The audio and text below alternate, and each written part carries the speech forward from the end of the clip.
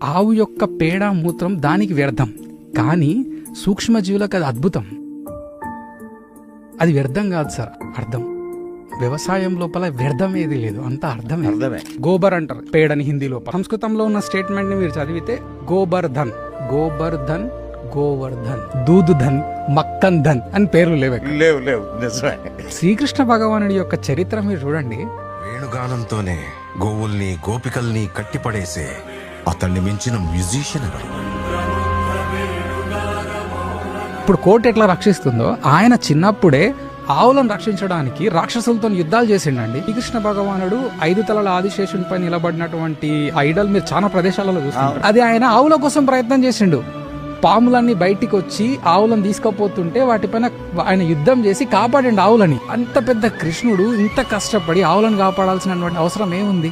ఆవు యొక్క ధర్మాన్ని తెలిసి ఇప్పుడు మనం ఎట్లా మాట్లాడుకుంటున్నామో, కొన్ని వేల యుగాల క్రితము ఆవుల యొక్క ఇంపార్టెన్స్ గురించి మాట్లాడుకున్నటువంటి 2 మహానుభావులు, ఒకడు కృష్ణుడు, ఇంకొకడు బలరాముడు. ఈ భారత ఉపఖండానికి కీర్తి తీసుకొచ్చినటువంటిది ఆవు. ఒక జంతువుకి ఇంత పెద్ద ఖ్యాతిని మీరు కట్టబెడుతున్నారు. మానవుడు పుట్టిన దగ్గర నుంచి చచ్చే వరకు వీటి యొక్క వినియోగం ఉంది.